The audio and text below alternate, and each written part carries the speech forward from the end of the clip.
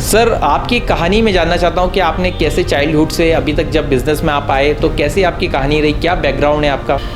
देखिए, basically background की बात करें तो मेरे माता पिता किसान हैं। मैं किसान परिवार से हूँ। कुछ क्लाइंट ऐसे होते हैं, कुछ क्लाइंट वेडिंग होने के बाद वो एल्बम लेने नहीं आते, पेन ड्राइव लेने ही नहीं आते। कुछ लोग, मैंने बताया ना, दिखावा करने के लिए शादी करते हैं, तो वो फोटोग्राफर को भी दिखावा करने के लिए हायर करते हैं। उनको फ़ोटो वीडियो से मतलब नहीं होता है, बाद में लो ना लो कोई मतलब नहीं है। एक पर्सन को फोटोग्राफर, किसी को नए पर्सन को बनना है तो उसको कितना टाइम लगेगा, कौन कौन सी ट्रेनिंग लेना चाहिए, वो ट्रेनिंग क्या आपके पास सारी अवेलेबल है? सारी ट्रेनिंग हमारे पास अवेलेबल भी है। 5-5 कोर्स दिए हैं लोगों को, सब सिखाए हैं हमने। शॉर्टकट्स हैं, वो बताओ, बिल्कुल जल्दी सीखेगा, टाइम वेस्ट भी नहीं होगा उसका।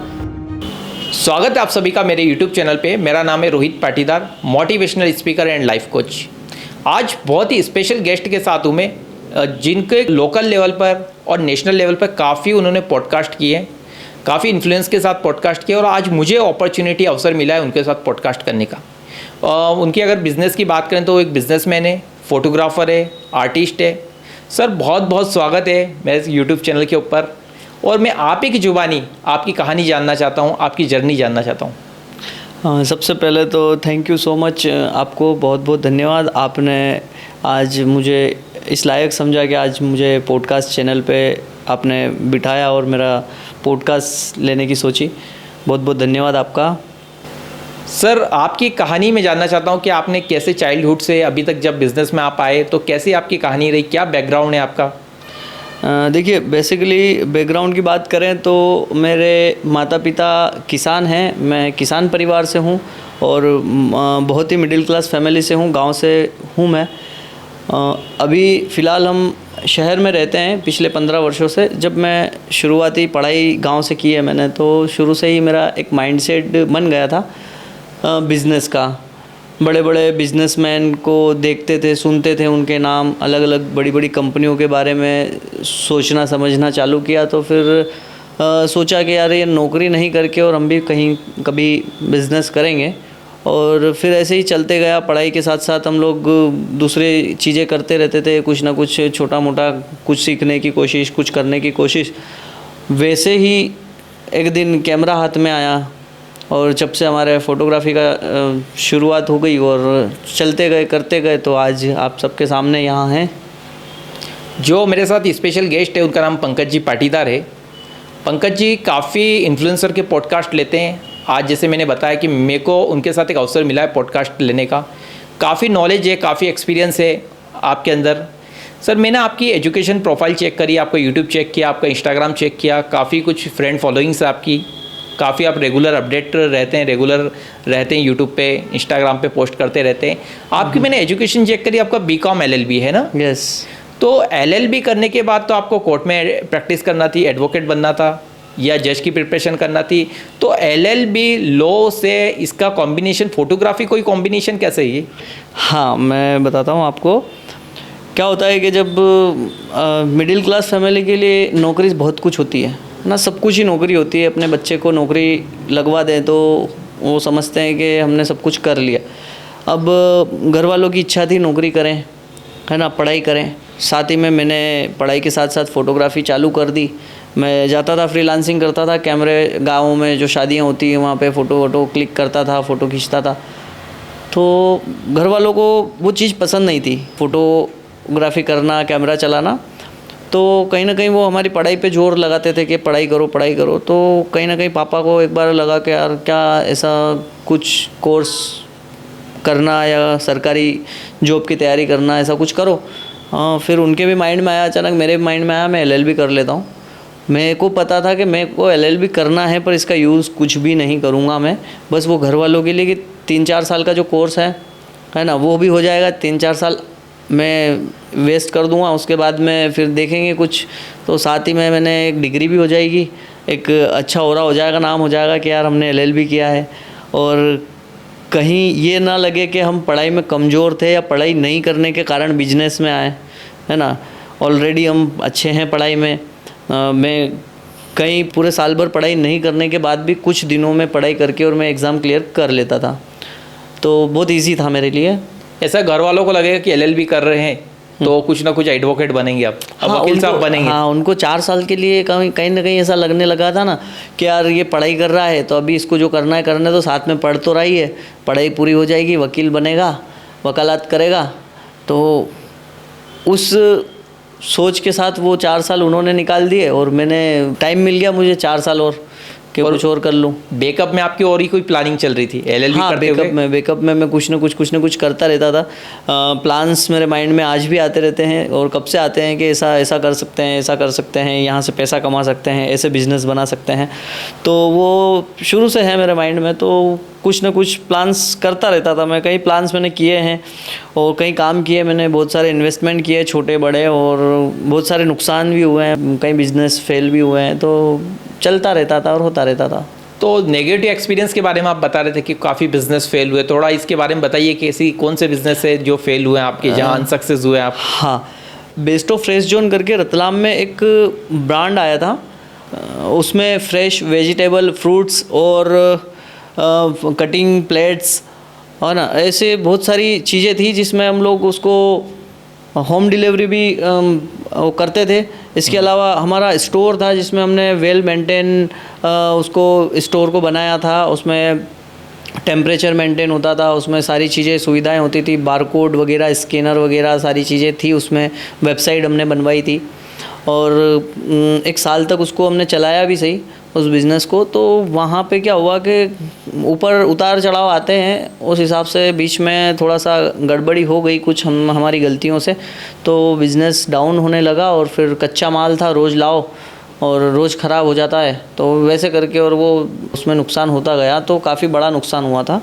बाकी उस नुकसान से लोगों को लगता है, मुझे भी लगता था एक समय कि यार बहुत बड़ा नुकसान हो गया, पर वो मेरे लिए नुकसान नहीं था। आज पता चलता है कि वो मेरे लिए एक सीख थी, एक अनुभव था।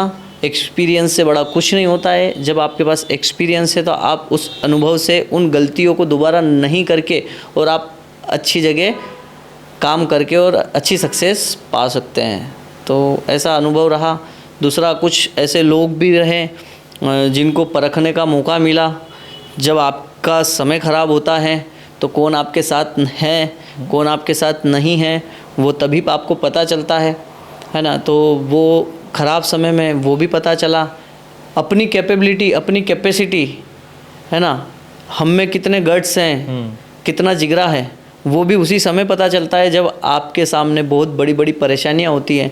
अगर मैं उस सिचुएशन से निकल के आया हूं तो आज मुझे अपने आप में इतना कॉन्फिडेंस है कि आज उससे 10 गुना बड़ी कोई परेशानी मेरे सामने आएगी, कोई क्राइसिस होंगे मेरे बिज़नेस में, मेरे साथ में, तो वहाँ से भी मैं निकल जाऊँगा, क्योंकि मेरे पास अनुभव हैं पिछले वो भी, और उसके बाद में बहुत सारी अलग अलग कहानियाँ हुई हैं, उससे भी कुछ अनुभव लिया है, सीख हैं मेरे पास, तो मैं निकल के आ जाऊँगा। सर, जैसे बिजनेसमैन रहते हैं, यूथ रहते हैं, जैसे जब पॉजिटिव रिजल्ट मिलता है तो बहुत खुश रहते हैं, बहुत हैप्पी रहते हैं, उनको बहुत अच्छा लगता है।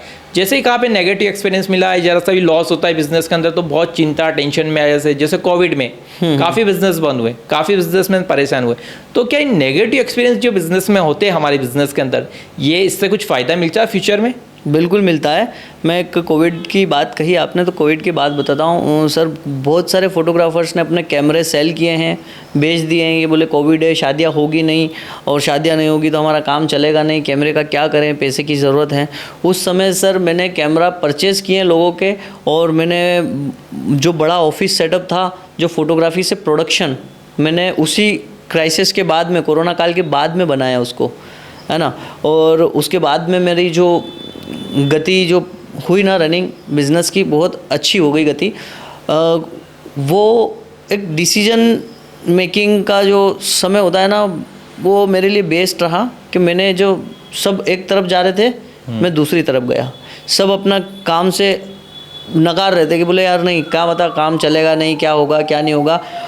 हमने क्या करा उस चीज़ को कि जब सब ये कर रहे हैं तो इस स्थिति में सुधार आएगा, इतने दुनिया में इतने साइंटिस्ट हैं, इसका इलाज भी निकलेगा और सब कुछ होगा, क्यों नहीं हो सकता है ना। और जैसे ये होगा तो जब 2 साल 1 साल में जो शादियां नहीं हुई है, वो लोग कितनी धूमधाम से और बड़ी शादियां करेंगे, है ना, तब लोगों के पास काम नहीं रहेगा, हम काम करने के काबिल रहेंगे जल्दी से और बड़े काम करेंगे, अच्छे काम करेंगे। और एकदम जैसा ही वो हुआ, उस बीच में मैंने बड़ी टीम तैयार कर ली थी, है ना, अच्छे सेटअप तैयार कर लिए थे। और जैसे ही हमारे पास काम आने लगा, काम लेने लगे, और एकदम से हमने साल 2 साल में बहुत अच्छा अपना बिज़नेस बना लिया था। रही बात आपने बताई कि नेगेटिविटी आती है तो डाउन क्यों हो जाते हैं लोग, है ना, तो मैं बताता हूँ कि जब नेगेटिविटी कोई आती है तो आपको सीख देने के लिए ही आती है ना, कुछ सिखाने आती है।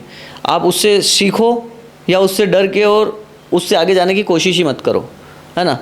तो हमको सोचना है, हमको आगे तो बढ़ते रहना है, रुकना तो है नहीं, जाना तो है ही है। तो उससे कुछ सीखो, वो कुछ नुकसान दे रही है सहन करो, है ना, बस ऐसा उससे सीख लो कि आगे वही परेशानी या ऐसी कुछ परेशानी आती हैं तो वो हमको गहरी चोट ना दे पाए, कोई नुकसान नहीं दे पाए। जो हुआ यहीं हुआ, है ना। जैसे कि एक उदाहरण बताता हूँ मैं कि आज आपके जेब में 5,000 रुपये हैं और आपकी जेब कट जाती है तो शायद आप 2 दिन 4 दिन रिग्रेट करेंगे, परेशान होंगे, पछताएंगे, अरे यार ये वो।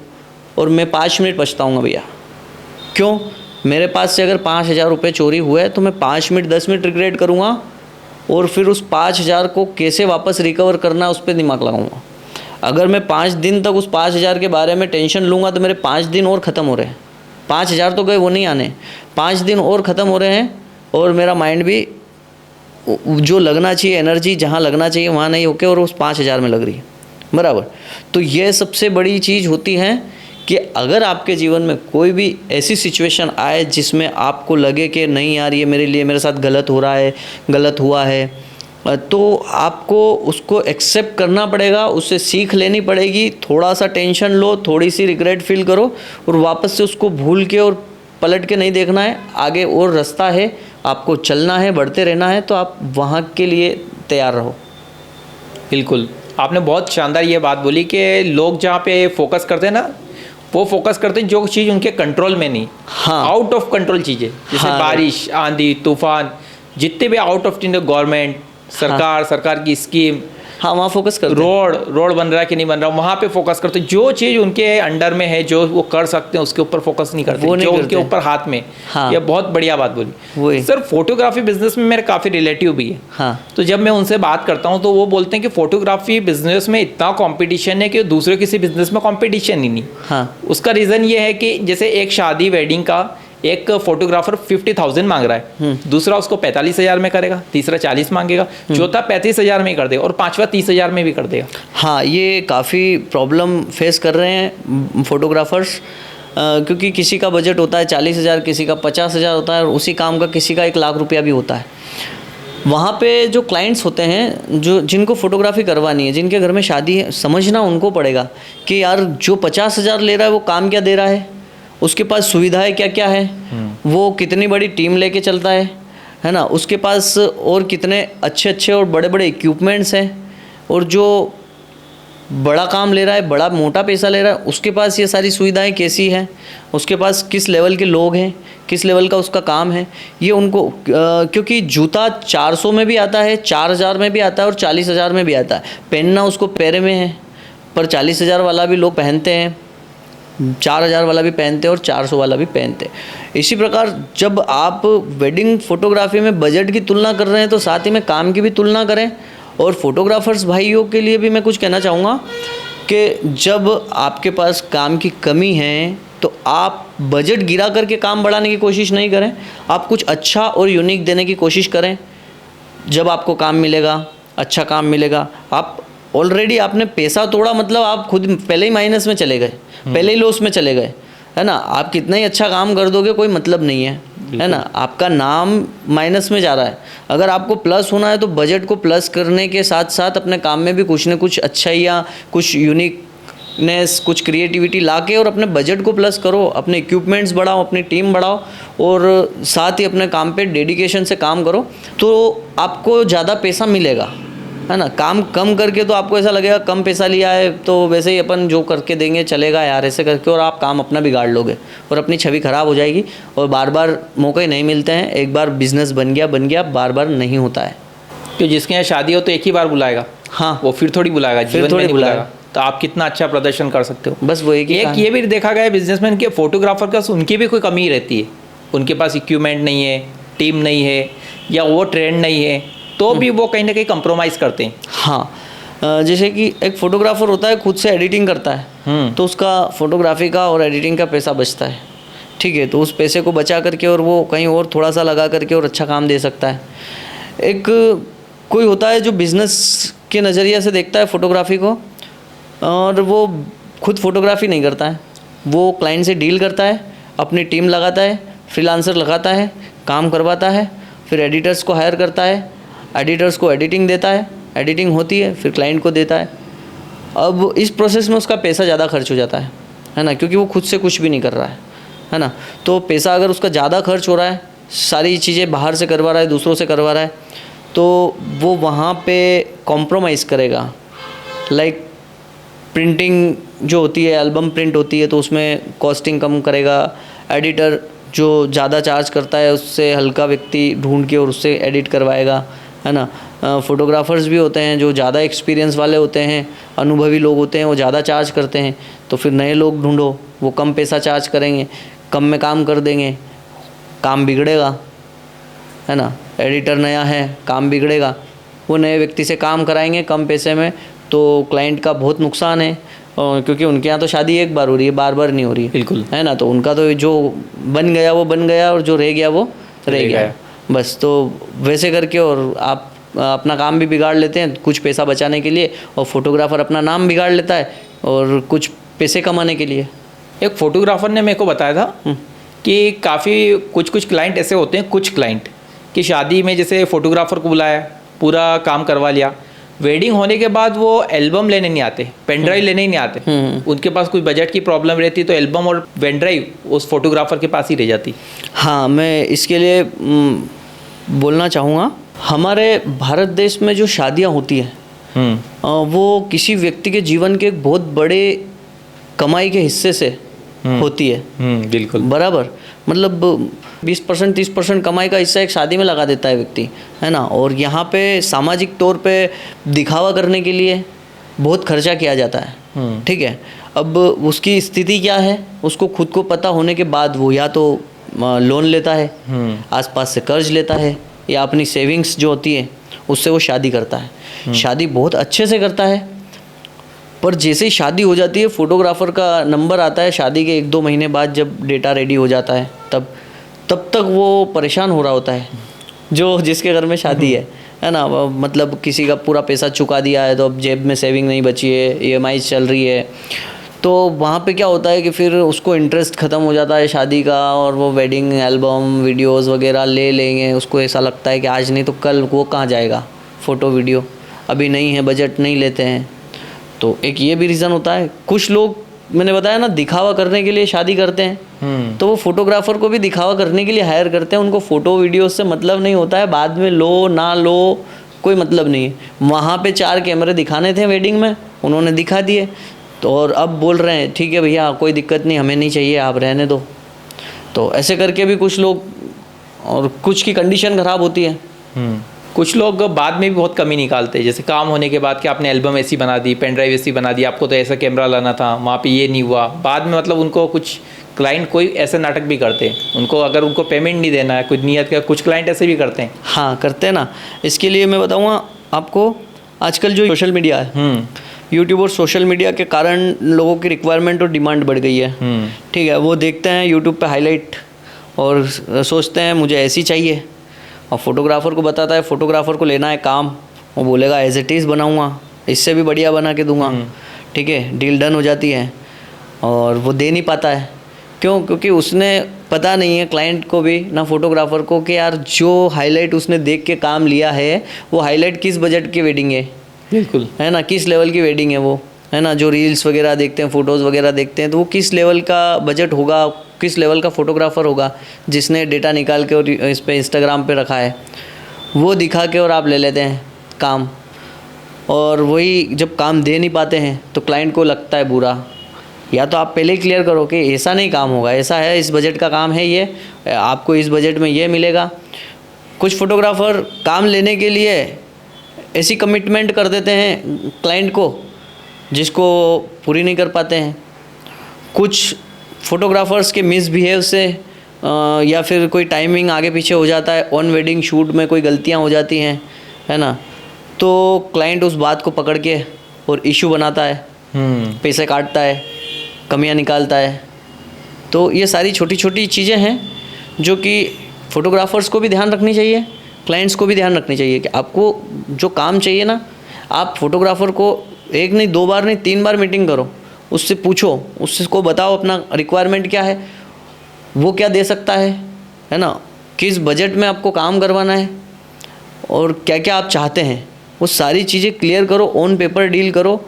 सारी चीज़ें लिखित में होना चाहिए ताकि फ़ोटोग्राफ़र भी आपके साथ कोई गलत काम नहीं करे, कुछ आपका काम नहीं बिगाड़े और ना ही क्लाइंट का पैसा रुके। दोनों सेफ रहेंगे, दोनों अपनी अपनी जिम्मेदारियों से भाग नहीं सकते और काम वहाँ पे परफेक्ट मिलेगा।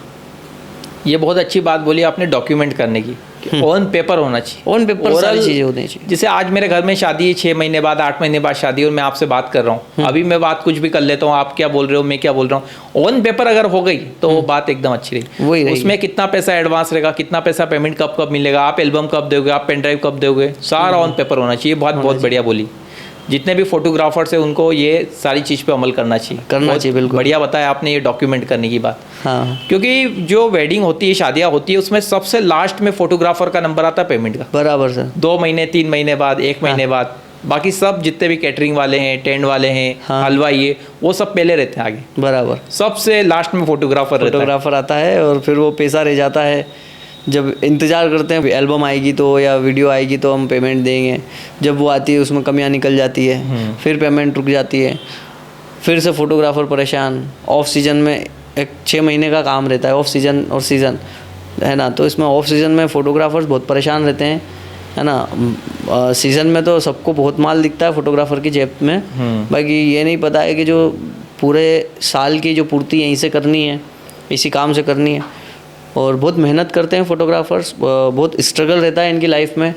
और आजकल क्या है कि ऊपर से जो दिखता है कि यार ये फोटोग्राफर का काम बहुत बढ़िया है, शादियों में जाओ, बढ़िया खाओ पियो, घूमो फिरो, काम का काम, सारी चीज़ें बढ़िया हो जाती है।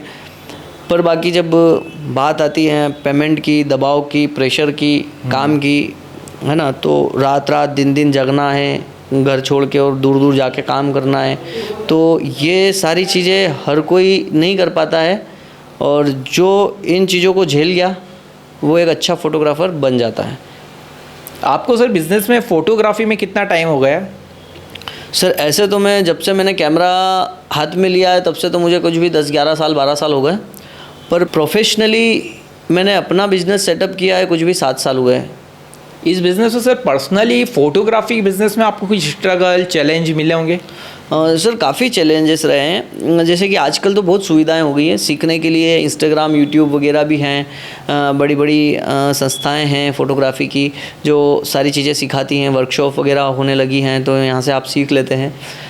हमारे समय में इतने अपडेट नहीं थे, इतने एसेसरीज, इक्विपमेंट्स नहीं थे, काफ़ी परेशानियाँ थी, छोटे कैमरे थे, लंबी लंबी शादियाँ होती थी, 5-5 दिन 6-6 दिन की शादियाँ गांव में, तो सर वहाँ पे लाइट से लेकर के बैटरी, चार्जर, ये सारी दिक्कतें होती थी, और डेटा कॉपी करना, और कम सुविधाओं में, आजकल बहुत सुविधाएं हो गई जाने आने के से लेकर के, और सारी चीज़ें, उस समय ये सारी चीज़ें नहीं थी, स्ट्रगल ज़्यादा था, काम भी ज़्यादा था, पैसा बहुत कम चार्ज करते थे, 10-10 हज़ार 15-15 हज़ार में पूरे 5-5 दिन 6-6 दिन काम करना पड़ता था, है ना। तो वो समय जो था वो और आज के समय में काफ़ी डिफरेंस है। आज फोटोग्राफ़र को, एक फ़ोटोग्राफ़र बनने के लिए इतने स्ट्रगल्स की नीड नहीं होती है, वो बहुत कम समय में अच्छा फ़ोटोग्राफ़र बन सकता है। पहले 2-2 साल 3-3 साल हमको इंटर्नशिप करना पड़ता था, किसी अच्छे फ़ोटोग्राफ़र्स के साथ में रह करके सीखना पड़ती थी फ़ोटोग्राफ़ी, और फिर हम लोग खुद से कुछ कर सकते थे। पहले जैसे 20-25 साल पहले जो शादियाँ होती थी उसमें केवल एक एल्बम बनती थी, हाँ, और उसमें वो पॉलीथीन टाइप एल्बम फ़ोटो लगा देते एक के ऊपर एक, हाँ हाँ हाँ, और फिर सीडी बनने लगी, डीवीडी में सीडी बनने लगे, आजकल वो पेन ड्राइव आ गया। आजकल फोटोग्राफी में भी देखा गया कि बहुत सारे अपॉर्चुनिटी आ गई, जैसे बेबी शॉवर, हाँ, प्री वेडिंग है, प्री वेडिंग, उसके बाद एक ड्रोन, हाँ। लोग बोलते हैं कि हमारे को अगर पार्टी है तो वहाँ पे ड्रोन भी चाहिए, हाँ, हाँ। LCD भी चाहिए, हाँ, मतलब बहुत सारी नई नई अपॉर्चुनिटीज सारी। भी खुली है उसके अंदर। हाँ, ये आविष्कार की देन है, टेक्नोलॉजी की देन है। टेक्नोलॉजी जैसे जैसे बढ़ती जाती है, हर सेक्टर में, हर फील्ड में अपडेट आते हैं, और फोटोग्राफी में ज़्यादा ही आते हैं, क्योंकि यहाँ पे अधिकतर चीज़ें टेक्नोलॉजी से जुड़ी हुई हैं, जैसे कि लाइट्स, कैमरा, सॉफ्टवेयर, ये सारी चीज़ें फ़ोटोग्राफी की जो हैं टेक्नोलॉजी से जुड़ी हुई है। तो जब टेक्नोलॉजी बढ़ती है तो रिक्वायरमेंट भी बढ़ती है, लोगों की ज़रूरतें भी बढ़ती है, सुविधाएं भी चाहिए होती है। तो ये सुविधाओं को लेकर के प्रॉब्लम जो होती थी, परेशानियां जो होती थी, उनके सॉल्यूशन को देख के और चीज़ें बनाई गई। तो ड्रोन जैसे पहले ऊपर के फुटेजेस कहाँ देखने को मिलेंगे, कैसे मिलेंगे? बहुत इजी चीज़ है, मशीन ड्रोन बना दी, उसमें कैमरा लगा दिया, बिल्कुल वो हो गया। आजकल बेबी शावर्स और ये सारे जो आपने बताया बर्थडे शूट हैं, ये सारी चीज़ें हैं, पार्टीज़ वगैरह करने लगे, ट्रेंड चलने लगा पार्टीज़ का, है ना, पब में डांस में करके और ये पार्टीज़ करना, सेलिब्रेशन करना। तो वहाँ पे भी जो मोमेंट्स होते हैं वो उनको कैप्चर करने के लिए एक फ़ोटोग्राफ़र चाहिए उनको, और वो इसलिए क्योंकि आजकल ट्रेंड चल रहा है सोशल मीडिया का, वो भी टेक्नोलॉजी से जुड़ी हुई चीज़ है। सोशल मीडिया पे अपनी प्रोफाइल को दिखाना है, अपने स्टेटस को बताना है कि हमने कब कहाँ पे क्या किया है, पार्टीज़ करी है हमने, तो उसके लिए फ़ोटोग्राफ़र चाहिए ना। तो ये फ़ोटोग्राफ़र के लिए बहुत अच्छी बात है। ऐसे ट्रेंड्स आए हैं जिनमें जगह जगह फ़ोटोग्राफ़र्स की ज़रूरत होती है। आप टीवी सीरियल से लेकर, मूवी से लेकर के, सॉन्ग से लेकर के, और कोई इंस्टाग्राम, फेसबुक या यूट्यूबर्स को ले लो, इन्फ्लुएंसर्स को ले लो, आप किसी भी बिज़नेस ब्रांड को ले लो, कोई फैक्ट्री कंपनी को ले लो, कोई प्रोडक्ट को ले लो, हर सेक्टर में फ़ोटोग्राफ़र, वीडियोग्राफ़र की नीड है, और ये फ़ोटोग्राफ़र के लिए बहुत बड़ी अपॉर्चुनिटी है। लोग आज भी 70-80% फ़ोटोग्राफ़र जो हैं वेडिंग को टारगेट करते हैं, और उनको वेडिंग में ही पैसा दिखता है, और वेडिंग में ही फ़ोटोग्राफी का मतलब भी वेडिंग शूट है। ऐसा नहीं है भाई, बहुत सारे सेक्टर हैं जिसमें आप फ़ोटोग्राफी करके और अपना अच्छा सा फ्यूचर बना सकते हैं। सो वेडिंग के अलावा भी आप अपना अपना ध्यान दो, कहाँ पे क्या कर सकते हैं। सर जैसे आपने टेक्नोलॉजी की बात करी कि टेक्नोलॉजी काफ़ी फ़ोटोग्राफ़र बिजनेस के अंदर आई है, तो इससे कहीं ना कहीं आने वाले टाइम में फ़ोटोग्राफ़र को नुकसान है। AI, ChatGPT, रोबोट आ रहे हैं। जैसे आजकल मैंने देखा ChatGPT पे फ़ोटो बन जाता, अपना फ़ोटो डाला और कैसा बनाना, कैसा बैकग्राउंड चाहिए, और ओरिजिनल और कैसा वो जो बनाए वो उससे कोई फ़र्क पता नहीं चलता है। हाँ, आजकल क्या हुआ कि टेक्नोलॉजी इतनी तेज़ हो गई, इतनी आगे हो गई कि जो इंसानों के जो काम थे वो भी AI से होने लगे हैं। जैसे स्क्रिप्ट राइटिंग, कहानी लिखना है, सॉन्ग लिखना है, तो ChatGPT कर दे रहा है ना। कोई स्केच पैटर्न का फ़ोटोज़ बनाना है तो वो ChatGPT से हो रहा है। ऐसे हम कुछ कहानी बना करके और लिख करके ChatGPT को देते हैं तो वो वीडियो बना देती हैं, फ़ोटोज़ जनरेट करके दे देते हैं, है ना। ऐसे कई काम हैं जो कि इंसानी आर्ट हैं, और वो आज AI रोबोटिक हो रहे हैं, AI से जनरेट हो रहे हैं ऐसे काम। तो उन कलाकारों पे बहुत असर पड़ेगा जो इन कलाओं से अपना काम चलाते थे, है ना, अपना जीवन चलाते थे। उनके लिए बहुत मुश्किल हो गया है, क्योंकि कम समय में, कम खर्च में उनका काम अगर मशीन करके दे रही है, सॉफ्टवेयर करके दे रहे हैं, एप्लीकेशंस करके दे रही हैं, तो कोई भी उनका यूज़ करेगा, और उनके यूज़ का बढ़ने से उन लोगों के, उन आर्टिस्ट की कला का कोई महत्व नहीं रह जाता, और वो उनको लॉस होता है। जैसे सर फ़ोटो देखा गया ChatGPT से जो फ़ोटो बनते हैं, ओरिजिनल और फ़ोटो में कोई डिफरेंस पता नहीं चलता, तो हो सकता है इसका गलत मिसयूज़ भी हो सकता है इन फ़ोटो का। हाँ, होता है और हो भी रहा है। कहीं हमें देखने को मिलता है कि जो फ़ोटो ओरिजिनल है और जो ChatGPT से जनरेट किया गया बिल्कुल सेम है। अगर वो सेम है तो उसको नॉर्मल कोई व्यक्ति जज नहीं कर पाता है कि ये फ़ोटो ओरिजिनल है या किसी AI जनरेटेड है। तो उसका किसी भी व्यक्ति को ऐसी कोई पिक्चर बना करके और दिखाना, ब्लैकमेलिंग जैसे काम, है ना, ये बढ़ेंगे, है ना। और इसके बढ़ने से ChatGPT का मिसयूज़ हो रहा है और गलत लोगों का फ़ायदा उठाया जा रहा है अगर उससे, तो कहीं ना कहीं ये गलत भी है, ऐसा होना नहीं चाहिए। और किसी भी व्यक्ति का कोई भी फ़ायदा उठा सकता है इन चीज़ों से। सर आपका एक प्रोडक्शन हाउस है क्लिक प्रोडक्शन नाम से। हाँ। तो इसमें आप कौन कौन सी सर्विस अवेलेबल करवाते हैं, थोड़ा सा इसका बारे में बताइए। जैसे क्लिक प्रोडक्शन एक फ़ोटोग्राफी से प्रोडक्शन बना। यहाँ पे वेडिंग फ़ोटोग्राफी से हमने शुरुआत की थी। उसके बाद में हमने म्यूज़िक में गए हम लोग। क्लिक म्यूज़िक के नाम से हमने एक चैनल बनाया, उस पर मैं खुद गाने लिखता हूँ। हमारा स्टूडियो है, रिकॉर्डिंग स्टूडियो, रिकॉर्डिंग भी होती है हमारे यहीं पे, शूट एडिट सारी चीज़ें यहीं से हम लोग करके और वो चीज़ें सॉन्ग पे काम करते हैं, है ना। कई ऐसे आर्टिस्ट हैं जिनके हम गाने शूट रिकॉर्ड करते हैं। इसके अलावा हम फोटोग्राफर्स के लिए हमने एक ट्रेनिंग चालू की, क्लिक सपोर्ट के नाम से। हम इंस्टाग्राम और यूट्यूब पे ऑनलाइन अवेयरनेस के वीडियोस देते हैं फ़ोटोग्राफ़र्स को, नई नई जानकारी टेक्नोलॉजी के बारे में बताते हैं, है ना।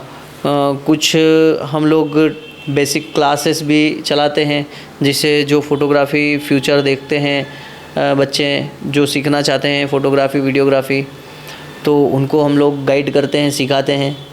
पेड कोर्स भी होते हैं, फ्री क्लासेस भी होती हैं, वर्कशॉप्स भी हमने की हैं। इसके अलावा हमने जैसे टॉक विद क्लिक के नाम से एक पॉडकास्ट चैनल चालू किया है ना। तो उसमें हम कई बड़े बड़े आर्टिस्ट हैं, टीवी आर्टिस्ट हैं, इन्फ्लुएंसर्स हैं, कोई अचीवर्स हैं, उनके पॉडकास्ट भी हमने किए हैं। ऐसे ही हमारे पास क्लिक प्रो एड के नाम से एक एडवर्टाइजमेंट कंपनी है, हमने अभी रिसेंटली उसको भी चालू किया था। तो उसमें भी हम लोगों को एड वगैरह प्रोवाइड किए हैं, बिजनेस एड बनाना, प्रोडक्ट शूट करना, तो हम लोग वो भी काम करते हैं। इसके अलावा हम और भी कोई चालू करेंगे काम इवेंट्स वगैरह का या कुछ भी, तो हम लोग क्लिक के नाम से चालू करेंगे। और हमारे ऐसे प्लान्स हैं कि कुछ ना कुछ हम करें और भी इसमें एडिशनल चीज़ें हम करते जाएं। सर आप ट्रेनिंग भी देते हैं? हाँ जी। और वर्कशॉप्स भी करते हैं। तो कैसे कि नए पर्सन को फोटोग्राफर बनना है तो उसकी पूरी आप ट्रेनिंग देते हैं और पूरा गाइडेंस उसको करते हैं। तो एक पर्सन को फोटोग्राफर, किसी को नए पर्सन को बनना है तो उसको कितना टाइम लगेगा, कौन कौन सी ट्रेनिंग लेना चाहिए, वो ट्रेनिंग क्या आपके पास सारी अवेलेबल है? देखिए, फ़ोटोग्राफ़र को क्या क्या ट्रेनिंग लेना चाहिए वो मैं बता सकता हूँ। वो सारी ट्रेनिंग हमारे पास अवेलेबल भी है, हम सारी चीज़ें सिखाते हैं। अब इसमें एक फ़ोटोग्राफ़र को फ़ोटोग्राफ़र बनने के लिए कोई फ़िक्स समय नहीं होता है। उसमें एक तो जो बनना चाहता है उसका माइंडसेट, उसकी विचारधाराएं क्या है, उसकी लगन है कि नहीं उस काम में, वो कितना डेडिकेटेड है अपने काम को लेकर के, वो सबसे ज़्यादा मैटर करता है ना। उसको कितनी ज़रूरत है सीखने की, है ना।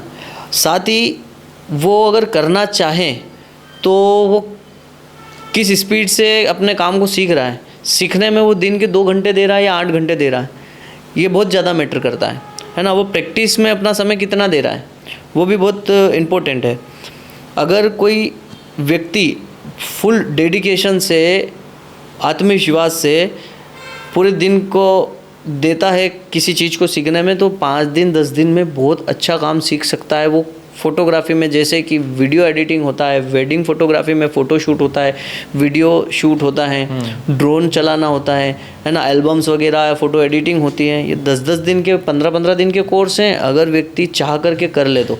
और हमने गारंटेड एक महीने में, पिछले महीने 1 महीने में हमने 5-5 कोर्स दिए हैं लोगों को, और सब सिखाए हैं हमने और देखा है लोग सीख जाते हैं। उनको सिखाने के तरीके भी होते हैं, उनको बताने के तरीके भी होते हैं, शॉर्टकट्स हैं, वो बताओ, बिल्कुल जल्दी सीखेगा, टाइम वेस्ट भी नहीं होगा उसका। नॉलेज से, जैसे आपने बताया कि नॉलेज से ज़्यादा इंपॉर्टेंट है प्रैक्टिस, कि वो नॉलेज तो ज्ञान हो गया, केवल एक बताना, आप एक प्रैक्टिकल एक थ्योरी बताओगे, वो कितनी प्रैक्टिस करता है, कितना प्रैक्टिकल करता है, ये मतलब प्रैक्टिस बहुत इंपॉर्टेंट है। बराबर, ये आपने बहुत अच्छी बात बताई। हाँ, प्रैक्टिस को लेके मैं बताऊँ आपको कि आप नॉलेज कितना ही ले लो, कितना ही किताबी ज्ञान ले लो, कितनी किताबें पढ़ लो, कितने ही लोगों को सुन लो, है ना, जब तक आप धरातल पे उतर के खुद से काम नहीं करोगे, आपको पता नहीं चलेगा कि इस कैमरे को पकड़ना कैसे है, वो नॉलेज से नहीं होगा, है ना। इस कैमरे में कितना वेट है वो नॉलेज नहीं बताएगा, इसको कैसे अवेयर करना है, इसको कैसे चलाना है, और कब कहाँ पे क्या मोमेंट कैप्चर करना है, और कहाँ पे किस सिचुएशन को कैसे हैंडल करना है, ये आपको प्रैक्टिकल काम करने के बाद में, ठोकर लगने के बाद में, मिस्टेक और गलतियाँ होने के बाद में ही आपको सुधार होगा और आपका काम अच्छा बनता जाएगा। प्रैक्टिस बहुत ज़रूरी हैं। सीखना 10-20% और प्रैक्टिकल 80% मायने रखती है।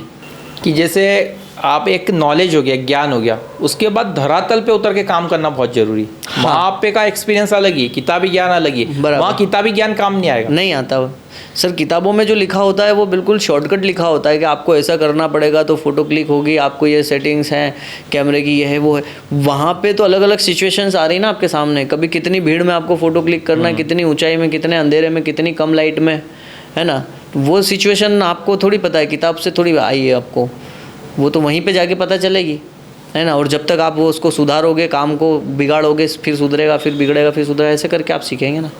कैमरे को भी हैंडल करना, लाइट को भी हैंडल करना है, उसके बाद सबसे ज़्यादा क्लाइंट को हैंडल करने की, क्लाइंट को हैंडल करना, मूवमेंट्स ध्यान रखने हैं। अगर फोटोग्राफी में ऐसा होता है, वेडिंग फोटोग्राफी में खासकर रीटेक नहीं होता है, वहाँ जो मूवमेंट निकल गया वो निकल गया। ऐसे विचारों को वहीं रखना पड़ेगा, मौजूद रहना पड़ेगा आपको जहाँ पे जो चल रहा है उसके लिए, और आप वहाँ पे वो कैप्चर करके देना है आपको। वो अगर मिस हो जाता है तो क्लाइंट आपसे मांगेगा वो चीज़, फिर क्या देंगे आप। सर आप आर्टिस्ट भी हैं, सॉन्ग भी लिखते हैं, तो थोड़ा सा सॉन्ग के बारे में बताइए, किस टाइप्स के आप सॉन्ग लिखते हैं। मैंने आपके यूट्यूब पे भी काफ़ी सॉन्ग देखे हैं। हाँ। कैसा ये वाली आप सर्विस कैसे देते हैं? देखिए, सॉन्ग जब हम सुनते हैं तो उसमें शब्दों को मिला करके, उनको राइमिंग में बिठा करके और गुनगुना करके और हम गाते हैं तो वो सॉन्ग ही बन जाता है। वो सॉन्ग ही है। सॉन्ग अलग अलग प्रकार के होते हैं, क्लासिकल होते हैं, बॉलीवुड होते हैं, है ना, लोकगीत होते हैं, भजन वगैरह होते हैं, वो हिप हॉप सॉन्ग होते हैं, रैप सॉन्ग होते हैं। तो अलग अलग तरीके होते हैं अपनी फीलिंग को जताने के, अपने भाव को बताने के, है ना। और उनको अगर मैंने भजन लिखे हैं, मैं उसके बारे में बताऊंगा कि जब हमारे मन में कुछ चल रहा होता है, किसी भगवान को लेकर के और कोई फीलिंग आती है ना, अगर उसको हमने बाहर निकाला तो अपने शब्दों में निकाला, ठीक है, और उससे जुड़ती हुई लाइनें और हमने लिखना शुरू कर दी। तो जब लास्ट में हम देखेंगे एक पेज भरा गया है, उसमें 10-20 लाइन हो गई हैं, है ना, तो वही एक भजन है ना। वो प्रैक्टिस से आता है, मंथन से आता है, विचार से आता है ना, और थोड़ा सा हमको ऑब्जर्वेशन भी करना पड़ता है, दूसरे सॉन्ग्स को भी देखना पड़ता है, सुनना पड़ता है, हो जाता है। सर ने आज हमको टाइम दिया, मतलब बहुत बड़ी बात है। काफ़ी बिजनेस है सर के और टाइम बिल्कुल नहीं मिलता। नॉलेज बहुत है, नॉलेज का मैंने बताया था कि नॉलेज का गोदाम है। अब हम गोदाम में से कितना नॉलेज निकाल पा रहे, कितना सीख पा रहे। जो सर आंसर दे रहे हो उस आंसर से भी काफ़ी क्वेश्चंस बनते जा रहे, कि काफ़ी नए नए क्वेश्चंस आते जा रहे हैं। सर फोटोग्राफी बिजनेस के अंदर आपका कोई ऐसा मोमेंट मेमोरी वाला, जैसे बिजनेस के अंदर रोज़ नॉर्मल हम करते रहते हैं, रोज़ नॉर्मल कुछ ना कुछ सीखते रहते हैं, नए नए इवेंट आते हैं, पर ऐसा कोई एक याददाश्त मोमेंट बनाओ जो एक अलग ही हो, अद्भुत हो। अद्भुत हो सर, मैं ऐसा अद्भुत मोमेंट बताने वाला हूँ। हमारे साथ इतने हादसे होते होते हम बचे हैं, आज जिंदा हैं। उस दिन मरने की कगार आ चुकी थी। क्या होता है, wedding photography season, regular programme, back to back shoot. मैं और मेरा एक मित्र हैं फोटोग्राफर, हम दोनों एक बारात में गए थे। वो भी काफ़ी दिनों से अपने कामों में जगा हुआ था, मैं भी काफ़ी दिनों से जग रहा था। और उस दिन बहुत सारी शादियां होने के कारण फ़ोटोग्राफर्स भी नहीं मिल पा रहे थे, हम कंटिन्यू काम कर रहे थे, थकान थी, हम जल्दी आना था हमें। तो हम जो बारात में जाने के जो वाहन थे उससे नहीं गए, हम बाइक से गए। 150 किलोमीटर बाइक चला के जाना, वहाँ रात भर शूट करना, सुबह वापस 8 बजे माता पूजन है दूसरी वेडिंग पे, उसके भी मेरे भी, तो हमको हमारे काम पे दूसरी जगह लगना। तो हम वहाँ पे जो फेरे वगैरह होते हैं वो करके और वहाँ से 5 बजे निकलना हमको, ताकि 2-3 घंटे 4 घंटे में हम वापस पहुँच पाएँ। सर वो गाड़ी चला रहा, मैं पीछे बैठा। सर मैं हर 5 मिनट में, हर 10 मिनट में झपकी आना कितनी बड़ी बात होती है। बहुत 4 लाइन पे कई बार हमारी गाड़ी रोड से नीचे उतरी, 2 बार रोड के नीचे गड्ढों में गई, फिर भी हमको आना है क्योंकि जाने वाला कोई है नहीं। वहाँ पैसा कटा तो हमारे को दिक्कत है, वहाँ पे हम जवाब क्या दें, कैमरे हमारे साथ है, शूट करने वाले हम लोग हैं, वहाँ नहीं पहुँचे तो वो अपना काम तो रोक नहीं पाएंगे हमारी वजह से, हमको जाना भी है। सर उस कंडीशन में हमको चलना पड़ रहा है मजबूरी में, जब हमको पता है कि हम कभी भी मर सकते हैं।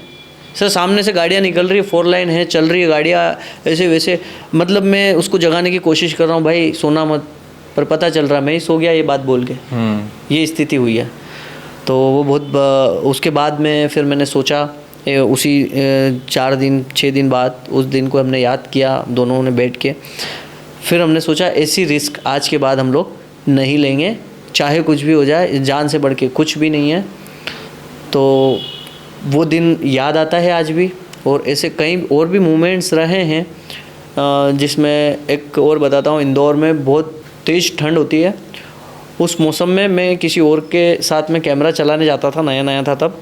उन्होंने मछलियाँ, स्टेज होता है दोनों तरफ सीढ़ियाँ होती है, बीच में स्टेज के नीचे उन्होंने एक कुंड बनाया था पानी का, और कुछ भी 3 फीट की हाइट की गहराई थी उसमें, और उसमें उन्होंने मछलियाँ वगैरह, कछुए वगैरह डेकोरेशन के लिए बताने के लिए छोड़ रखे थे पानी में। ठीक है, अब हम पोर्ट्रेट शूट कर रहे थे, दूल्हा दुल्हन के कपल वगैरह। तो जो सामने वाले फोटोग्राफर्स थे, भैया थोड़ा पीछे, भैया थोड़ा पीछे पीछे। मैं पीछे आते गया, शूट करते करते मेरा पाँव फिसला, मैं और मेरा कैमरा उस ठंडे पानी में रात की 2 बजे, है ना। वहाँ पे जो माहौल था, जितनी पब्लिक थी वहाँ पे, लोग हंस रहे हैं, और मैं अंदर से एकदम कैमरा लेके बाहर आता हूँ पूरा गीला, इतनी तेज़ ठंड होने के बावजूद, पूरे कपड़े भी नहीं एक्स्ट्रा। पोर्ट्रा लाइट होती है हमारे पास, और 2 लाइट मुझ पे 2 फोटोग्राफर ने लगाई इलोजन, और मुझे सुखाया पूरा। कम से कम 1 से 1.5 घंटा मुझे सूखने में लगा। तो वो ऐसे ऐसे एक्सपीरियंस रहे हैं हमारे साथ। सर जैसे कि एक फोटोग्राफी बिजनेस है, 6 महीने का बिजनेस है। वैसे आजकल तो फोटोग्राफी, वेडिंग फोटोग्राफी के अलावा बेबी शोवर है, ऐसे और भी कुछ मोमेंट रहते हैं, पर जो वेडिंग का सीजन है, जो मेन फोटोग्राफर का है वो वेडिंग है, और वो 6 महीने का बिजनेस है। अब 6 महीने के बिजनेस में जैसे काम रहता है, 6 महीने में 3 महीने ही काम रहेगा। कुछ जैसे मर महीना आ गया, कभी शादी नहीं है, हाँ। शादियाँ रहती है, अखातीज पे रहती है, बसंत पंचमी पे शादियाँ रहती है। तो अब जैसे एक साथ 2-2, 3-3 क्लाइंट आ जाए एक ही दिन में, तो वहाँ कैसे हैंडल करते हैं? हाँ, मैंने किए हैं। एक एक डेट में मैंने 5-5, 6-6 वेडिंग्स भी हैंडल की हैं। वहाँ पे क्या करना होता है कि हमारे पास ऑप्शन होते हैं फ्रीलांसर्स, है ना। जैसे मेरे पास टीम है, 10 जनों की, 20 जनों की टीम है, मेरे पास और भी चाहिए तो मुझे मिल जाएगा। जिस जगह, जिस शहर में चाहिएगा मुझे फ़ोटोग्राफ़र मिल जाएगा। क्योंकि बहुत से लोग हैं खुद से वेडिंग नहीं लेते हैं, वो किसी और की वेडिंग पे डेट वाइज अपना काम करते हैं, शूट करते हैं, उनका खुद का कैमरा होता है ना। तो उसको फ्रीलांसर कहते हैं हम लोग, है ना। तो वो ऑप्शन रहता है हमारे पास कि हम डेट ले लेंगे। जैसे आज आपने मुझे कोई वेडिंग बुक करवाई, मेरे पास मेरी टीम खाली नहीं है, तो मैं आज आपके काम को लेते ही मैं मार्केट में सर्च करूँगा फ़ोटोग्राफ़र, वीडियोग्राफ़र, कैंडिडेट, सिनेमेटोग्राफ़र। अगर वो मिलते हैं उनको डेट लिखवाऊँगा, एडवांस दूंगा, फिर वो आपकी डेट पे आएंगे, काम करेंगे, उनसे मैं डेटा लूँगा और उनको पेमेंट करूँगा। वो डेटा को मैं एडिट करूँगा और क्लाइंट को दे दूँगा। ऐसा होता है, ऐसे मैनेज करना पड़ता है। सर जैसे टीम रहती है तो टीम ऑफ सीजन में तो मिल जाती है, ऑन सीजन टीम का प्रॉब्लम रहता है? हाँ, बहुत प्रॉब्लम आती है। ऐसी ऐसी दिन मैंने देखे हैं जिस दिन पूरे शहर में फ़ोटोग्राफ़र नहीं मिल पाता है। हमको 100-100, 200-200, 300-300 किलोमीटर दूर से फ़ोटोग्राफ़र को 2-2, 4-4 घंटे शूट करने के लिए बुलाना पड़ता है। वो ऐसे दिन होते हैं जब लगन या शादियाँ ज़्यादा होती हैं, मुहूर्त ज़्यादा होते हैं शादियों के, तो उन दिनों में सारे फ़ोटोग्राफ़र्स बुक होते हैं, सारे कैमरास बुक होते हैं।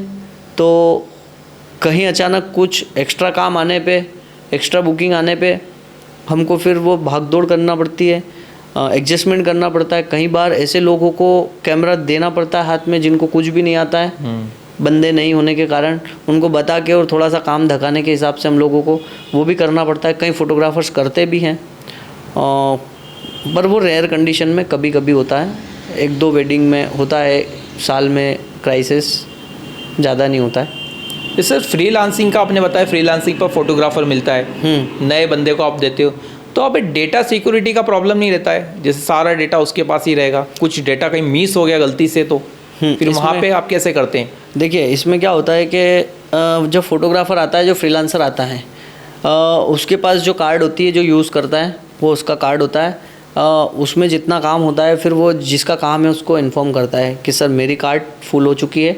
उसके पास वैसे स्पेयर में कार्ड होते हैं, एक्स्ट्रा कार्ड्स, हार्ड डिस्क ये रखता है। वो डेट वाइज अपना काम या तो खुद कॉपी कर लेता है या फिर जिस फोटोग्राफ़र का काम है उसको कॉपी करवा देता है डेट वाइज। उसमें जिसका प्रोजेक्ट होता है उसको ज़्यादा लोड होता है, क्योंकि उसको सारे जो भी photographer, videographer, candidate, cinematography, drone, सभी का डेटा ले करके उसको सीक्वेंस करना, उसको सीक्वेंस वाइज जमाना, उसको सिक्योर करना एक फ़ोटोग्राफ़र पे जिसका वेडिंग होता है उस पे लोड होता है, या फिर जो वेडिंग मैनेज करता है प्रोजेक्ट को उस पे वो लोड रहता है। फ्रीलांसर्स हैं वो एक एक महीने 15-15 दिन बाद भी हम उनसे डेटा लेंगे, उनका पैसा बाकी है तो वो बाकायदा उस डेटा को सेफ रखेंगे जो उन्होंने काम किया डेट वाइज, और वो हम लोग ले लेते हैं। जैसे सर हमने बताया कि 10-10 लोगों की आपके पास टीम है, तो आप टीम को हैंडल कैसे करते हैं इतनी बड़ी टीम को? देखिए अभी फ़िलहाल मेरे पास 10 से 15 लोगों की टीम है, और ऑन वेडिंग मेरे पास 20-25 लोग 30 लोग रहते हैं शूट के टाइम पे। अब इनमें टीम को मैनेज करना, हैंडल करना बहुत आसान भी नहीं है, बहुत मुश्किल भी नहीं है। सबसे पहले आपके यहाँ का इन्वायरमेंट, फैमिली इन्वायरमेंट होना चाहिए, एक पारिवारिक माहौल होना चाहिए, ठीक है। फिर ऐसा माहौल होना चाहिए कि जो 10 जनों की 20 जनों की टीम है, अगर किसी को कुछ नहीं आता है तो बाकी लोग उसका मजाक नहीं बना करके उसको सिखाने पे फोकस करें।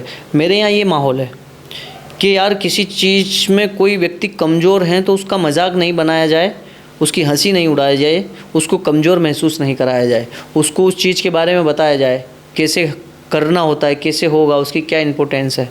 उसके बाद में सभी को एक जैसा रखना, किसी में उस लेवल का भेदभाव नहीं करना जो बेसिक होता है। जो जिस प्रकार का काम कर रहा है वहाँ तो उसका भेदभाव होता है, जो अच्छा काम करता है उसको सराहना दी जाती है, जो गलत काम करता है, गलत इन द सेंस कमज़ोर काम करता है, हल्का काम करता है, उसको डांट भी मिलती है कि यार ये काम को सुधारो, कब करोगे कब नहीं। तो वो माहौल भी होना चाहिए। सीखने के लिए हमने सभी लोगों को सारी सुविधाएं दे रखी है, जिसको जो करना है कर सकता है, जिसको जो सीखना है सीख सकता है। और इसके अलावा एक जिम्मेदारी होती है एक टीम लीडर की कि किसी की पर्सनल प्रॉब्लम भी हो और व्यक्ति हमारे पास काम कर रहा है, हमारे साथ काम कर रहा है, तो उसकी पर्सनल प्रॉब्लम में भी इन्वॉल्व होकर उस प्रॉब्लम को सॉल्व करना। उसके अलावा उसके जो गाइडेंस है उसको डिसीजन मेकिंग में भी सहायता करना कि कौन क्या करने वाला है, कौन क्या नहीं करना चाहता है, आगे उसके फ्यूचर के बारे में भी उससे डिस्कस करना, कनेक्ट करना, कौन कहाँ तक जाना चाहता है, किसको क्या करना है। इन सारी चीज़ों से हम लोग अटैच रहेंगे तो कहीं ना कहीं वो मैनेज करने की ज़रूरत नहीं पड़ेगी, वो खुद से समझ के और अपना काम करेंगे। सर जैसे जो आप टीम रखते हैं उसको जॉब सैलरी के बेस पे रखते हैं, मंथली सैलरी पे, या प्रोजेक्ट के बेस पे रखते हैं? उनको प्रोजेक्ट देते हैं, कितना प्रोजेक्ट है उस प्रोजेक्ट पे काम करना चाहिए? हाँ, हमारे यहाँ कुछ लोग सैलरी बेस भी हैं, कुछ लोग प्रोजेक्ट बेस भी हैं, कुछ लोग वर्किंग बेस भी हैं। जैसे कि वेडिंग शूट्स में पर डे हम लोग डे वाइज पेमेंट करते हैं।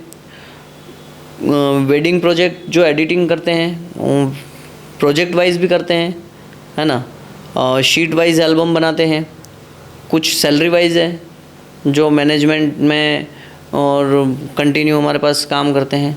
तो ये सब अलग अलग अपने अपने काम के हिसाब से, अपने अपने सहूलियत के हिसाब से हम लोग उनको।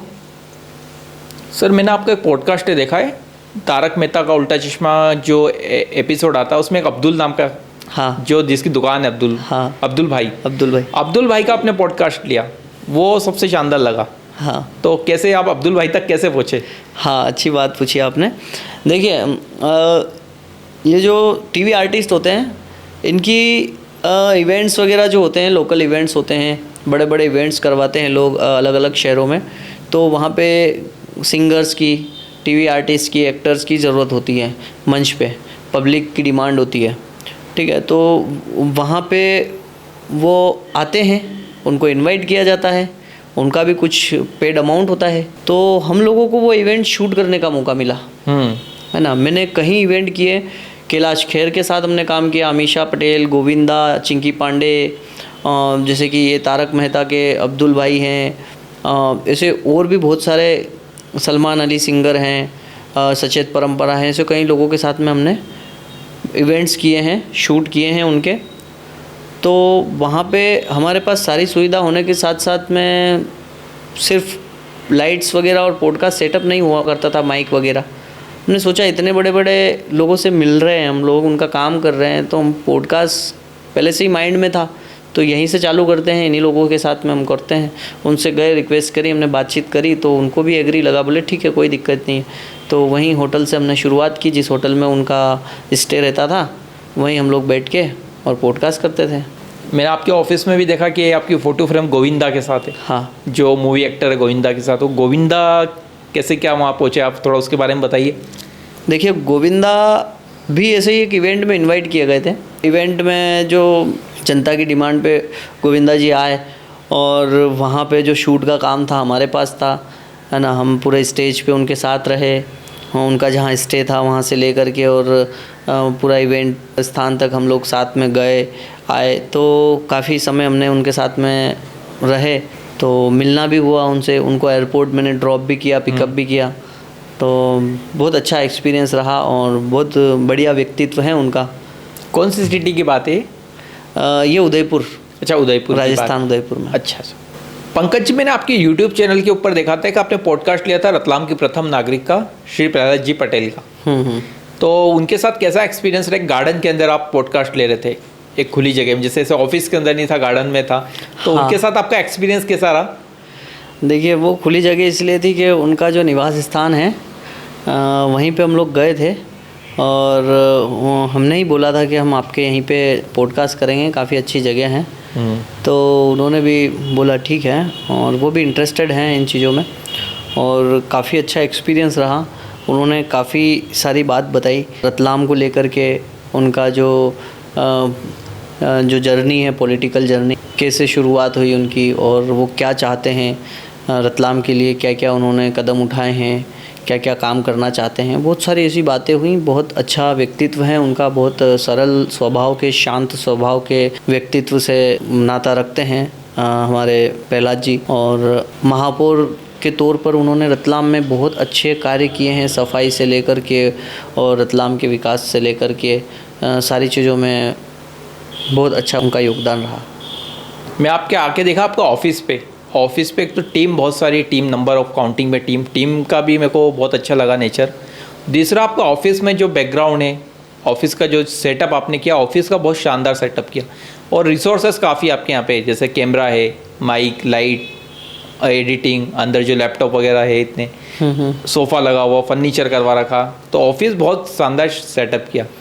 हाँ, ये मेरा ड्रीम ऑफिस हुआ करता था। अच्छा। हाँ, मतलब मैं शुरू से सोचता था कि इतनी बड़ी टीम हो, वो भी हुई। फिर ऑफिस सेटअप तो था पर उसको इंटीरियर सेट नहीं था, है ना, जैसा चाहिए वैसा। तो फिर वो पिछले साल किया मैंने। काफ़ी खर्चा हुआ है यहाँ पे, काफ़ी पैसा लगाया मैंने, पर वो मेरा ड्रीम था। क्योंकि मुझे लगता है कहीं ना कहीं कि हम लोग सबसे ज़्यादा समय मैं मेरे ऑफिस में देता हूँ। ठीक है, मैं दिन के 15 घंटे 16 घंटे कम से कम मैं देता हूँ ऑफिस को, और मैं जहाँ रह रहा हूँ वो ही मुझे अच्छा नहीं लगेगा तो मेरा मन नहीं लगेगा। और भी जो मेरे टीम मेंबर्स हैं वो यहाँ रह कर के काम कर रहे हैं, क्रिएटिविटी का काम है हमारा, है ना, मन लगा के करना पड़ता है। तो कब मन लगेगा? जब यहाँ पे सुविधाएं होंगी, है ना, यहाँ पे लगेगा यार कि नहीं, देखने में अच्छा लगेगा, तो यहाँ पे दूसरा अपने आप मन लगेगा। तो यही सोच के मैंने काफ़ी अपने ही खुद के माइंड से इंटीरियर डिज़ाइन किया पूरा। काफ़ी सारे नए नए दिमाग लगाए और अलग अलग चीज़ें करी, लाइट से लेकर के और सारी चीज़ें। कोई सुविधाओं में कोई कमी नहीं है यहाँ पे। तो आज बहुत अच्छा लगता है इस ऑफिस में रह करके, देख करके, बैठ करके काम करने में। बहुत बढ़िया, बहुत अच्छा लगा यहाँ पे, माहौल बहुत शानदार लगा यहाँ का। आप अगले 5 साल में अपने आप को कहाँ पे देखते हैं? देखिए 5 साल 10 साल में टाइम की गिनती तो नहीं लगा सकता, क्योंकि समय किसी के हाथ में नहीं होता। पर मुझे पिछले 5 साल का जो एक्सपीरियंस है, मैंने पिछले 5 साल को जिस प्रकार से जैसे देखा है, अगले आने वाले 5 साल मतलब बहुत अच्छे होने वाले हैं मुझे लगता है। क्योंकि मैं सेल्फ़ कॉन्फिडेंस पे बहुत बिलीव करता हूँ, है ना। खुद पे विश्वास होता है तो व्यक्ति हिमालय चढ़ जाता है ना। और अगर खुद पे विश्वास नहीं है तो वो अंधेरे में बाहर जाने से भी डरता है। ठीक है, तो मुझे लगता है कि मेरे सेल्फ़ कॉन्फिडेंस के अकॉर्डिंग मैं बात करूँ तो मैं काफ़ी अच्छी जगह होने वाला हूँ। बहुत कुछ कर सकता हूँ मैं आने वाले 5 सालों में, और काफ़ी प्लान्स हैं, काफ़ी सपने हैं। अलग अलग चीज़ों में मेरा मन है, रुचि है। और नया काम करने में मैं बिल्कुल भी नहीं सोचता, बिल्कुल कर देता हूँ। जैसे ही माइंड में आता है कुछ नया स्टार्टअप करना है या नई चीज़ को लॉन्च करना है, कुछ नया काम करना है, तो शायद 5 साल बहुत होते हैं, बहुत सारा कुछ नया करेंगे। हर दिन कुछ आता है दिमाग में। हम ओवर थिंकर हैं, तो सोचते जाते हैं कुछ ना कुछ नया मिलेगा, करते जाएंगे और शायद बहुत अच्छे लेवल पे हों आने वाले 5 सालों में। और नहीं भी हो, कुछ नहीं कह सकते। सर आपके ऑफिस में देख रहा हूँ काफ़ी बुक रखी है, मोटिवेशनल्स बुक है, डिक्शनरी है, हाँ। इंग्लिश की, हिंदी की। तो बुक्स पढ़ने का भी शौक है आपको? शौक नहीं है, ये ज़रूरत है। अच्छा, ज़रूरत है। हाँ, जैसे फ़ोटोग्राफी शौक है, मैं बातचीत करना मेरा शौक है, मुझे अच्छा लगता है। बुक पढ़ने अगर बैठता हूँ नींद आ जाती है। अच्छा। हाँ, पर मेरे प्रोफेशन को ज़रूरत तो बुक्स की है ना। तो कोशिश करते हैं, कुछ टॉपिक पढ़ लेते हैं, कुछ स्किप कर देते हैं, और कुछ वीडियोस से हम लोग, ऑडियोस से हम लोग सुन लेते हैं, समझ लेते हैं, ऐसे करके और चलता है। मेरा छोटा वाला ब्रदर बुक का शौकीन है, तो वो सारी चीज़ें पढ़ता भी है, तो उसने भी कुछ बुक्स ले रखी है। जैसे फोटोग्राफी बिजनेस के अंदर माइक है, लाइट है, इसकी स्किल्स तो आ गई है, सीख लिया, एडिटिंग। इसके अलावा कोई बिजनेस की स्किल्स, कम्युनिकेशन की स्किल्स और अलग स्किल्स भी आनी चाहिए फोटोग्राफर बिजनेस में? हाँ, देखो, फोटोग्राफी एक प्रोफेशन होता है ना, एडिटिंग एक प्रोफेशन होता है। अगर आपको फ़ोटोग्राफी को, एडिटिंग को बिज़नेस में कन्वर्ट करना है, तो आपको टीम बिल्डिंग करना पड़ेगी, आपको अच्छा ऑफिस सेटअप करना पड़ेगा, आपको अपने बिज़नेस की मार्केटिंग करना पड़ेगी, क्लाइंट्स बढ़ाना पड़ेंगे, है ना, अपने प्लान पे फोकस करना पड़ेगा। ठीक है, आप खुद एडिटर हैं, 10 एडिटर बना करके और बिठाएंगे, मार्केट से एडिटिंग लेंगे, तो आप वहाँ से पैसा अर्न कर सकते हैं। आप 1 से 10 लोगों को खड़ा करेंगे फ़ोटोग्राफी में। आप एक वेडिंग कर रहे हैं, आप एक डेट में 4 वेडिंग करेंगे, तो वो आपका बिज़नेस हो जाएगा। आप फ़ोटोग्राफी के अलग अलग सेक्टर्स होते हैं, उनमें जाएंगे, अपना काम बढ़ाएंगे, क्लाइंट्स को, लोगों को, जनता को सुविधाएं देंगे, प्रॉब्लम का सॉल्यूशन देंगे, तो वहाँ आपका बिज़नेस बनेगा। और ये क्वालिटीज़ हर फोटोग्राफ़र में नहीं होती है। फ़ोटोग्राफ़र सोचता है कि मैं फ़ोटोग्राफ़ी करके और अपना जीवन चला लूँगा, सिर्फ वेडिंग फ़ोटोग्राफ़ी से या कैमरे से मैं बहुत अच्छी लाइफ स्पेंड करूँगा, तो वो नहीं होता है। क्योंकि ये टेक्नोलॉजी है, हर दिन चेंजेस होता है, हर दिन अपडेशन आता है, तो उस अपडेशन के साथ आपको भी अपडेट होना पड़ेगा। और आपके 2 हाथ हैं, 2 पैर हैं और आपके पास 24 घंटे हैं, तो आप उतना ही कमा पाओगे जितना आप काम कर रहे हैं। तो वो तो कोई बिज़नेस होता नहीं है, वो प्रोफेशन है। आपने काम किया, पैसा हुआ, आपका वो का घर चल रहा है, बस। आपको आगे बढ़ना है तो उसको बिज़नेस के रूप में देखना पड़ेगा फ़ोटोग्राफ़ी को। बहुत बड़ी इंडस्ट्री है, आने वाले समय में बहुत स्कोप है और बहुत नीड है फ़ोटोग्राफ़ी, वीडियोग्राफी की, एडिटर्स की, हमारे पूरी दुनिया को। तो आप ध्यान रखें कि सिर्फ कैमरा चलाने से ही कुछ नहीं होता है। कैमरा चलाना कंपनियां भी सिखाती हैं और मेंटर्स भी सिखाते हैं, वर्कशॉप में भी सीख सकते हैं।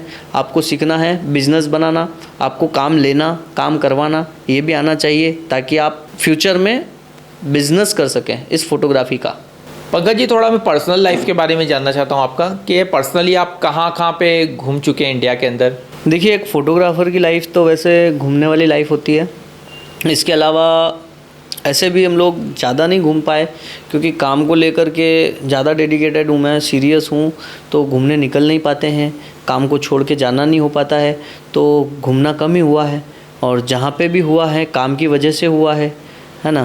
तो हम लोग काम के लिए यूपी, बिहार, पटना, गुजरात, राजस्थान, है ना, दिल्ली, महाराष्ट्र, ऐसी कई ऐसी जगह हैं जहाँ पे काम के लिए हम लोग गए हैं, शूट के लिए, तो घूम के आ चुके हैं। अलग अलग और भी ऐसी जगह होगी, शायद मुझे याद ना आए, काफ़ी जगह हैं। जैसे उदयपुर आपने बताया था। हाँ, उदयपुर है, और राजस्थान में काफ़ी सारी सिटीज़ में मैंने काम किया है, गुजरात में काफ़ी सारी सिटीज़ में मैं गया हूँ, है ना। इधर ले लेते हैं जम्मू कश्मीर वगैरह हम लोग गए हुए हैं, है ना। तो ऐसे काफ़ी अलग अलग जगहों पे मैं घुमा हूँ। आपका डेली रूटीन क्या रहता है, मतलब डेली आप सुबह से शाम तक सुबह कितनी बजे उठते हैं, कैसा रहता है रूटीन आपका है? देखो रूटीन कोई फिक्स नहीं होता है, क्योंकि हमारा काम भी ऐसा है, फ्लेक्सिबिलिटी रखनी पड़ती है। जब काम आ जाए तब उठना पड़ेगा, और जब तक काम है तब तक जगना पड़ेगा सबसे फर्स्ट। और मैं इसी को प्रायोरिटी देता हूँ। काम जब तक ख़त्म नहीं होगा सोने से कोई मतलब नहीं है, और जब काम नहीं है तो उठने से भी कोई मतलब नहीं है, नींद पूरी कर लेते हैं। और मैं कट टू कट भी नींद ले लेता हूँ। दिन में ऐसे 10-10, 20-20 मिनट की 2 बार 3 बार नींद हो जाती है। इसके अलावा रात में 1 बज जाती है, कभी 2, कभी 4 भी बज जाती है। और सुबह उठने का भी कोई फ़िक्स नहीं है, कहीं बाहर जाना है, कुछ काम से जाना है, 7 बजे भी उठ सकते हैं, 6 बजे भी उठ सकते हैं, और 11, 12, 1 भी बजती है उठने में, कोई फ़िक्स नहीं है। और जैसे आपके ने बताया कि आपका बैकग्राउंड आप विलेज से हैं, आपके जो पेरेंट्स हैं वो विलेज में रहते हैं, गांव में रहते हैं, तो आपको गांव में अच्छा लगता है कि सिटी में ज़्यादा अच्छा लगता है?